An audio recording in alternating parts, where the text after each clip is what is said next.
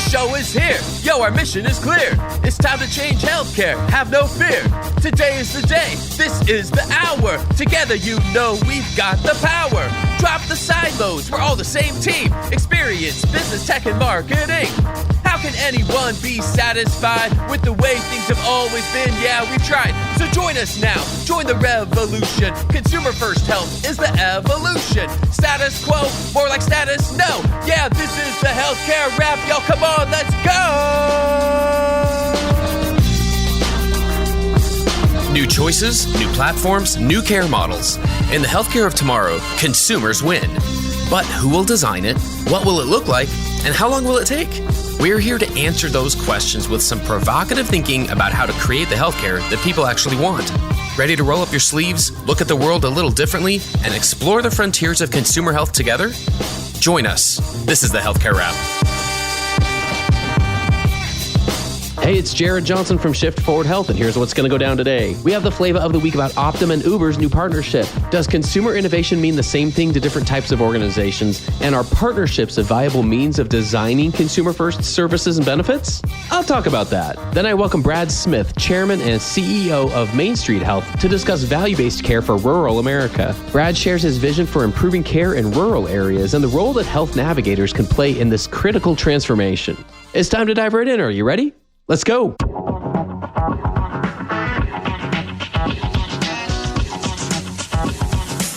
Flava of the week.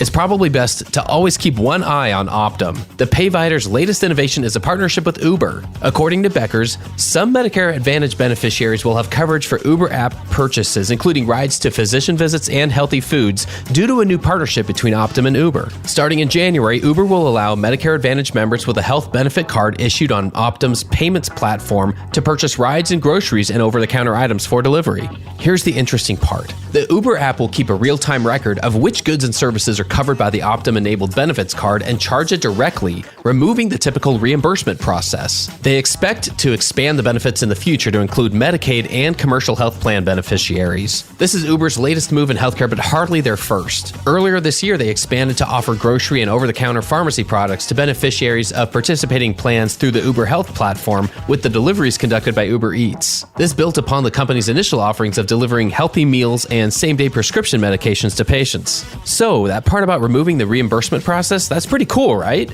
That's not adding friction. That's using existing apps that are familiar to a lot of users already.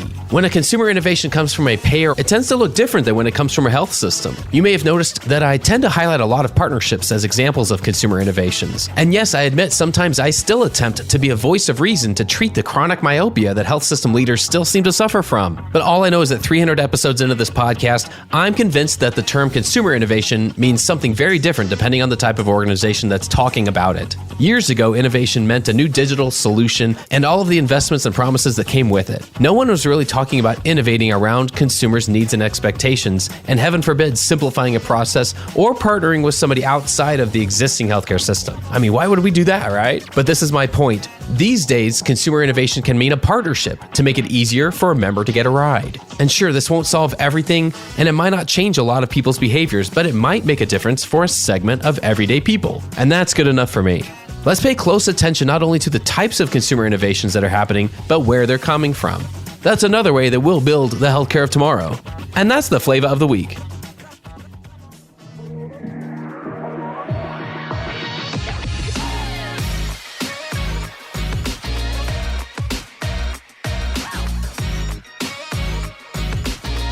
The flow. Hey everyone, let's get into the flow. Please join me and give it up for Brad Smith, my guest this week. Brad is the chairman and CEO of Main Street Health. They're a value-based healthcare company focused exclusively on serving rural America. Let's dig into what that means. But first, Brad, welcome to the Healthcare Wrap. Yeah, thanks for having me. Excited to be here. What did I miss in your bio? What would you like our listeners to know about you? I've got 3 little girls, one that's 5, one that's 3, and one that's 1.5. So that keeps me pretty busy when I'm not working on the healthcare stuff. So that's awesome. That gives you reason to get up in the morning. I know about that. That's awesome. And you get up plenty early when you've got 3 little girls. So yeah. That's right. They always remind you. Yes, absolutely. That's a lot of fun. Now, where are you based out of? Nashville, Tennessee. Nashville. Fantastic. I'm excited to dive into a little bit about Main Street Health today. We're going to talk about rural America. We're also going to talk about CareBridge. and what that has to do with everything here. I like to start with asking our guests lately. We've had such great answers to this question about what's one of the best pieces of career advice that you've ever received. And what I've found a lot is that with senior leaders, C-suite founders, there's typically something that led to realize that there's more to their work career than just a job. Like they found some mission and some meaning in it. And I don't know if that's the case here, but is there a piece of career advice that has come to mind that you're like, that helped influence where I am today? I think the best advice actually I got from Bill Frist, who's been a mentor for a long time when I came back from working up in Washington, D.C., maybe 3 or 4 years ago. And he's in his early 70s now. And his advice was really to think about, hey, when you're 70 and looking back, what are you going to be the most excited and feel was the most important work that you did? And I think that's really affected how I've decided to spend my time since coming back from DC. And it's affected the kind of companies I've gotten involved with. As he said to me, it doesn't mean everything that you do is going to be long lasting and be there when you're 70, but over the course of a 30 or 40 year career, you want to have a couple of those things. When you look back, you're like, hey, I really did make a difference and I can still see that contributing here 10, 20, 30 years later. I love that. Sometimes we miss that vision or that line of sight to recognize how one thing does influence something way further down the road than we realize. And I love thinking about that. And you mentioned DC. I don't know if that was the time where you were with the Center for Medicare and Medicaid Innovation, like you're the director there. Is that the time you're referring to? That's right. Yeah. So I went up there to run the CMS Innovation Center, and about 6 or 8 weeks after getting up there, COVID hit. So I ended up doing the Innovation Center job, and I spent almost the entire year over at the White House working on COVID, actually. But it was a wild year, but learned a lot. It was a lot of fun. That was a launching pad for where you are today. So let's talk about that. Let's talk about Main Street Health. Can you give us a layperson's explanation of what it is and why it's unique? Yeah, for sure. So Main Street is really focused on improving healthcare in rural America. So as you think about the towns that we're in, the average kind of community would be, call it 3,000 to 5,000 people. Like a big town would be 10,000 people, right? So these are communities where there's 2 or 3 physician practices. Like the average physician practice might be a doctor and 1 or 2 nurse practitioners. Like a really big practice would be like 2 doctors and 4 nurse practitioners. And what we're really trying to do is give those practices the resources they need to really be able to do what we call value-based care, but really kind of longitudinal, thoughtful care for patients, and be able to do all those little things they may not have time for, things like calling patients after they go to the hospital to schedule a visit to come in, calling them if they forget to pick up their medication. One of the things that we found is really amazing about rural America is in these small towns, our navigators and the doctors,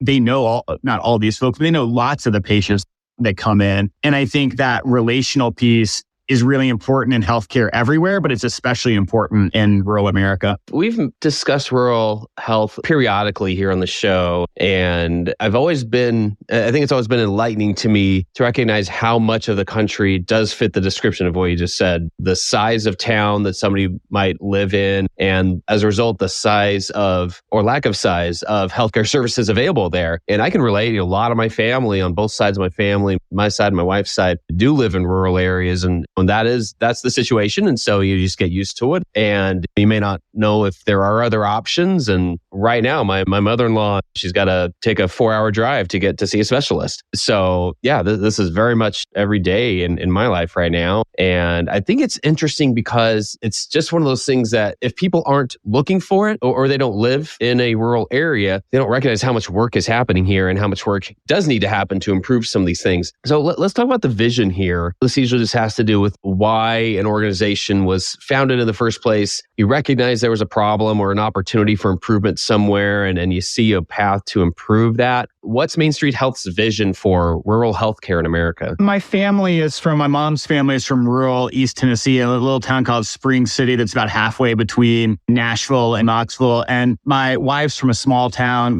called Abbeville, Alabama. Her dad's a peanut farmer down there. And I think what you see in those small towns is typically, and this is a little bit of generalization, but kind of older primary care physicians, almost always, or at least many times from that town, went away for med school, came back. I would say in every 3rd or 4th town that we're in, there's a hospital, a local hospital.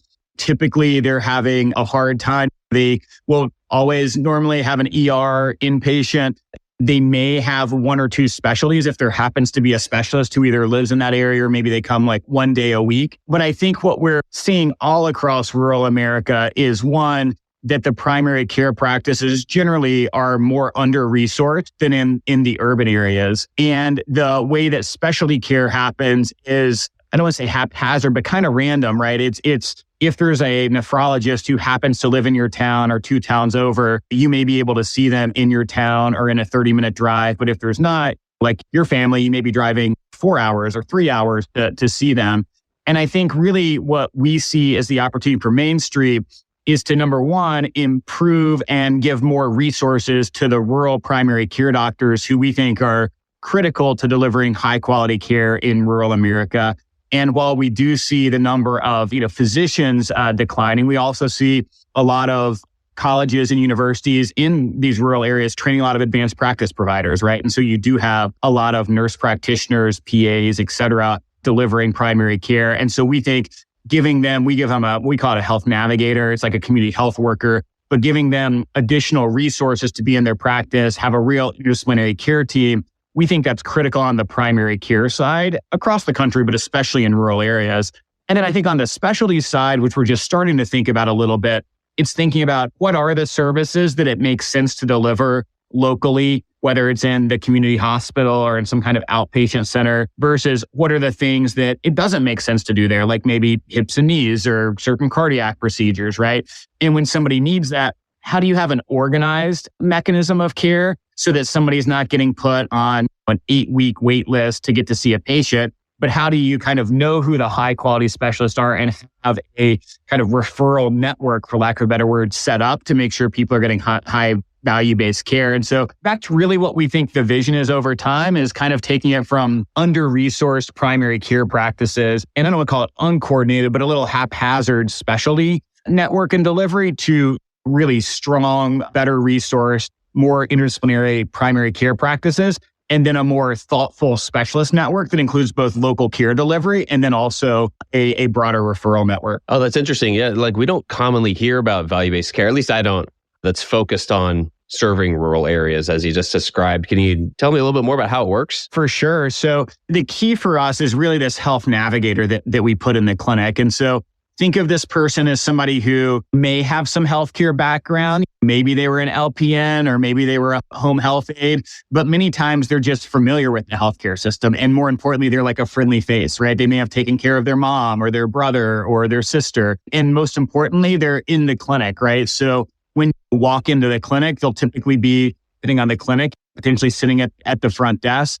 When you get taken back to your exam room, if you imagine kind of that time between when you get taken back to the exam room and when the doctor comes in, right? Many times they'll come in and visit with you just to check in, see if you need anything. They may help you with your prescriptions or if you have social determinant of health needs or other things like that. But really, they're just getting to know you when you come into the clinic and see if you have any immediate needs. But then more importantly, what they become is as things happen. So we built a lot of data analytics on the back end to know things like, did you pick up your prescription? Did you go to the hospital? Have you come in for a visit this year? And what happens is when one of those things hasn't happened, the navigator will call you and say, hey, this is Brad from Martin Medical Center, and I'm just calling to see, no, you haven't been in this year, Mrs. Smith, and just wanted to see if you'd be up for coming in. Dr. Jones thought it'd be really good for you to come in this year and just check in with everybody. And what we found in these rural communities is being able to know the local town, being able to tell people where they can park, being able to talk to people about what happened in the Friday night football game. Like all those things are really important. We don't think they can be done kind of all virtually or by folks sitting in Nashville, that you've got to have people living in and who are part of these communities who are really helping facilitate a lot of that. Nice. Okay. Yeah. So a lot of hands-on work to make sure this happens and there's a connected experience ultimately happening for those who are experiencing the care, sounds like. I mean, this concept makes a lot of sense the way you talk about it, but I'm sure there's an opportunity to improve and just make this happen in a lot more areas. Like what are some of the challenges? Like what's keeping this from happening? What are some of the challenges in providing care in rural areas? I'd say a couple of things. I mean, first, the work is a lot of boots on the ground, right? Like we have almost entirely and folks on our team who are from these communities, right? Who care a lot about these communities. Most of them have worked in healthcare, kind of our leaders over time, but they're very committed and they're driving. We had one doctor who drove 6,000 miles in 1 month, right? to go out to all these clinics. So it just required, I tell people I worked in politics before getting into healthcare, and it's most similar to almost like a political campaign, right? You're going door to door. I don't know how many small towns you've been in, but like a lot of them have like a legit like town square, right? With like the city or the county kind of building in the middle. And there's like an independent pharmacy and maybe 1 or 2 restaurants and a Dollar General, right? And it's literally like walking in and meeting the person who runs the one office chamber of commerce, or walking in and meeting somebody at the courthouse and getting introduced to the doctor. And it really is kind of that on the ground relationship building that's so important, making it work over time. I imagine some of this will make a dent in that work, and recognizing that it is different based on the region, based on every town. Like you said, some are set up a little bit more, some are a little larger than others, just have more resources and more providers available there. And yeah, there's just a lot of variability here by the sound of it. And I would say that's true, but I'd say one of the things that's the most interesting actually, and there's definitely variability, every town is different to your point, but I would say we're in 18 states going into 26 states. And I think we've been surprised by how similar the challenges are, whether you're in rural Tennessee, rural upstate New York, rural Montana. Like there are definitely things that are different, absolutely. But kind of the small town vibe across the country is a lot more similar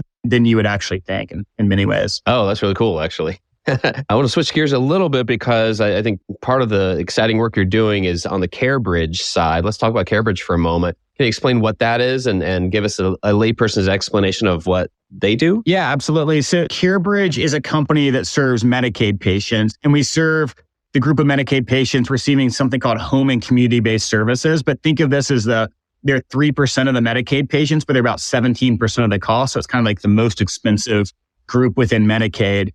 But essentially, these are patients who typically have a physical or an intellectual or a developmental disability. And they typically could be somebody who maybe would have a level of need that they would need to be in, say, a facility of some kind, a nursing home, or a kind of group setting. But many times they've decided, and their families have decided, for them to live at home. And so they typically have a caregiver, typically a non-clinical caregiver, who's coming to the home anywhere from 10 hours a week to call it every 24 hours a day, 7 days a week, right? And because some of these folks are on trachs and other things like that. What we really do is kind of two things. One is, one of the things we learned as we spend a lot of time with these patients is it's hard for many of them to get out of the house, and going to the doctor is not that easy. But what's unique about them is they have this caregiver in the home. And so what we do is we deploy a tablet that's cellular enabled, so they don't have to have wireless or anything like that, to the home. And the caregivers use it to do something called check-ins and check-outs, kind of when they get to the home, when they leave. But we ask them questions about, is Miss Smith having a hard time breathing today? Did she fall? Did she eat, et cetera? And there's a red button on it, and they can call us 24 hours a day, 7 days a week. The caregiver can call, the patient can call, the patient's family can call. And what we found is by having a team of doctors and nurse practitioners and behavioral health specialists and social workers that they can reach 24 hours a day has really empowered the caregiver who's in the home, who's typically and almost always not clinical, to be able to help manage that patient better at home and not have to necessarily get them out of the house just to go to see the PCP. And again, we still want them to see their PCP when they can get out of the house. But a lot of these patients, some of them have to have, for example, an ambulance come pick them up to take them to the PCP. The other thing that we do, that one of the things that makes me the most excited about CareBridge, is the idea of home and community-based services was to really help folks be independent at home. But the way the system has evolved is it hasn't always focused on maximizing a patient's independence. I'll just give you an example. Like, imagine somebody who's getting a little bit older and they're starting to have a hard time taking a shower, right? One of the things that you could do is you could have somebody come over and give that person a bath like 3 or 4 days a week, which in some ways is really good, right? Somebody's there taking care of them, doing a lot of it. But as you and I know, as you stop doing things, you start to lose your ability to do them, right? Your muscles atrophy, other things like that. Another way to do it is to say, hey, maybe you're just getting a little bit worse. Maybe we could get you a shower chair, and maybe we get you a grab bar, and maybe we get you a long handle sponge, and maybe we get you 2 or 3 weeks of OT and PT to make sure you can do it safely. And then maybe you're able for another 6 or 12 months to give yourself a shower. And a lot of these things that kind of aides are helping with are very personal things, right? They're showering, they're going to the restroom, they're eating, right? And a lot of people want to be doing those things independent. And so we also employ occupational therapists and physical therapists who help really think about like, does the member have all the items, the DME, the technology, like pillboxes, et cetera, that they need to be able to live as independently as possible? And when they need help, do they have the right level of help consistently to be able to help them in person? So at what level is this type of care happening? The type of care that CareBridge provides, is this at an individual clinic? Is it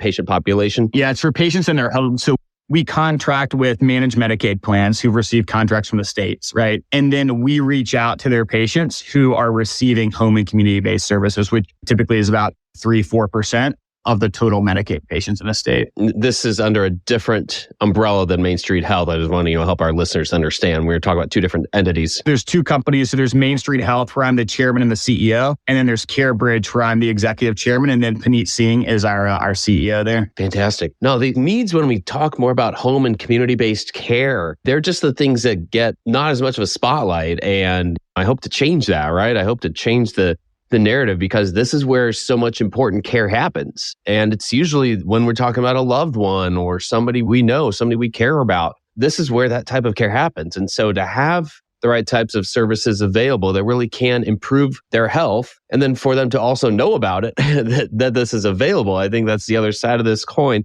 And in both cases, when we talk about Main Street Health and CareBridge, I imagine the conversation is somewhat similar in terms of what success looks like. But do you want to talk about that for a minute? Like what the goals are between the two different organizations? Yeah, for sure. Well, I think in both cases, they're really unique populations, right? Rural America is very specific in the needs and the challenges. And I think the home and community-based service Medicaid population is very specific. And what we've tried to do in both cases is build really specific solutions that make sense for those patients, right? So in these rural communities, we were talking about like on the ground, face-to-face relationships is really important. And we kind of built and the local primary care doctor is very important. So we kind of built the whole model to serve that specific need in a very different way, but very patient specific, right? Or patient centric. At CareBridge, we've really focused on, hey, these are a different set of patients, right? They're all at home. They all have like typically a non-clinical caregiver in the home, but they have a lot of clinical needs, right? And so how do we wrap clinicians, whether it's doctors, nurse practitioners, OTs, PTs, around that caregiver and around that family so they can be safe at home, live independently at home? So I think in both cases, it really comes back to understanding what's happening to the patients who are in those circumstances, what's their experience with the healthcare system like, and how can you make it better? And then I think what we've learned over time is like, after we figure out that model, how do you scale it really quickly? And I think one of the things that's been important in both of our businesses is in order to be able to scale, you have to be able to work with the health plans. It's just how you kind of get paid and can like build a scalable model. And one of the strategies we've used in both cases that's worked really well is bringing the health plans in as investors. So at CareBridge, we brought in the 4 biggest Medicaid plans, United, Elevance, Centene, and CVS as investors. And that's allowed us to scale really quickly over the past 2 years. We went from probably 7,000 patients when I got involved and came back from DC to 115,000 patients over the past 2 years. And on the Main Street side, we just did a financing round where we brought in United Healthcare and Humana and Centene and Elevance all as investors.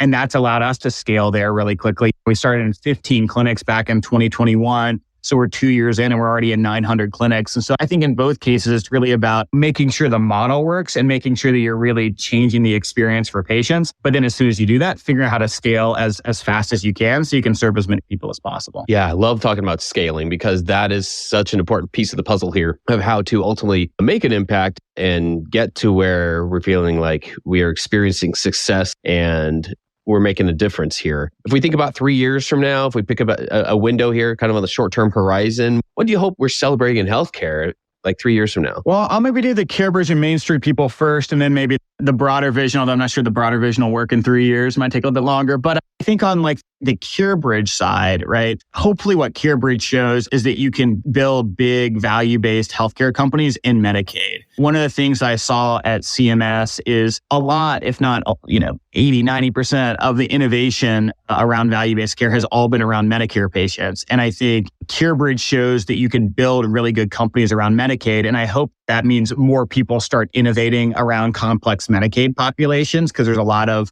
unmet need there. And I hope lots of other people will build other kinds of models for SMI, serious mental illness, and maternity and other kind of high-risk populations in Medicaid. And then I really hope with Main Street, we can start to shift how rural care gets delivered. And as I was mentioning before, kind of going from this, I don't call it haphazard, but kind of random, depending on which doctor lives in your town or which specialist lives in your town, to really more of a system of care that's based in strong interdisciplinary primary care in rural communities, combined with rural hospitals who are delivering kind of the essential services, combined with the ability to get in and see specialists in larger areas when you need to and when you have to, but in a way that coordinates back into your, I think, bigger picture outside of the two companies. The healthcare costs in the U.S. continue to increase, especially in the commercial market. Life expectancy is the same or going down potentially. And so I still think the U.S. hasn't cracked the nut on healthcare. We spend a lot and probably get less than a lot of other countries get. At the same time, we have some amazing things like incredible innovation. If you're really sick anywhere in the world, you want to come to the US because we have the best tertiary and specialty care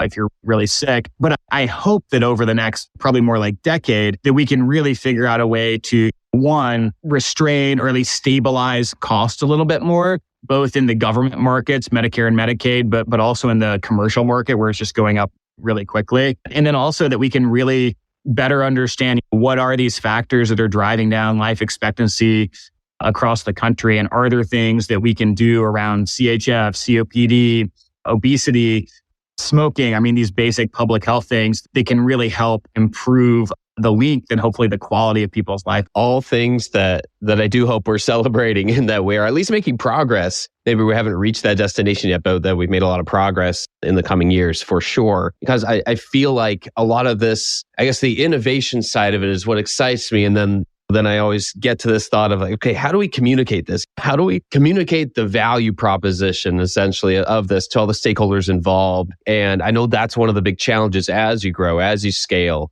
and still try to innovate and improve the service itself that's offered. There's a lot going on, I know, for you. But those are the parts that are really exciting here. And to hear that those are things that could ultimately bring a type of healthcare to these populations that is, at the very least, more trustworthy, more easier or simpler in some way, or if it's even more available, if it's more accessible, if it's more available, if it's more affordable, if it's any of these things, that's what we're rooting for here. And I think there's a lot to cheer for, quite frankly. This has been so enlightening. I love hearing about the innovation that's happening in all these different corners of the industry. So my last question for you would just be, you personally, Brad, we've talked so much about the companies, but what trends are you paying attention to right now? Maybe they're not even in healthcare or in some of the areas we mentioned, but just what's in the middle of your radar screen right now? I'd say one of the things I'm trying to learn the most about is some of these really expensive therapeutics that are coming to market that I think have the ability to be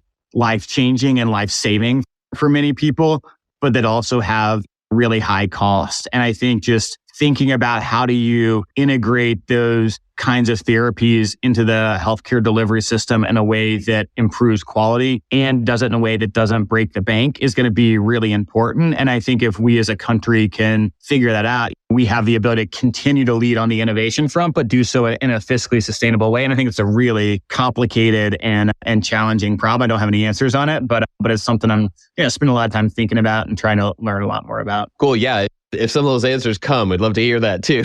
So that'd be awesome. Me too. We'll see. Hopefully I'll find smarter people to help me think through it. But that's great. Brad, it's been such a pleasure. You've given us so much to think about today. What's the best way for listeners to connect with you or learn more about Main Street Health? Is that just on the Main Street website? Where's the best place for people to learn more? Yeah, we've got a website, mainstreetruralhealth.com. And we'd love for them to come. They can send us an email or whatever. And we'd love to hear from them. And then same thing for CareBridge. How would people learn about that? That's right. Yep, we got a website called carebridgehealth.com. And same thing, they can drop us a note and we would love to connect with you. Outstanding. Well, that's a wrap for this episode. I've had the absolute pleasure of speaking with Brad Smith from Main Street Health and CareBridge. Thanks so much for joining us today. Thanks so much for having me. It was great. Thanks for tuning in. If you like what you heard, please spread the word. Tell your colleagues to tune in for all the awesomeness, then leave a review on Apple, Spotify, or wherever you listen. This show is produced by Shift Forward Health, the channel for changemakers. Subscribe to Shift Forward Health on your favorite podcast app, and you'll be subscribed to our entire library of shows. See our full lineup at shiftforwardhealth.com. One subscription, all the podcasts you need, and it's all for free. And remember, we might have a lot of work to do in healthcare, but we'll get there faster together. Thanks again.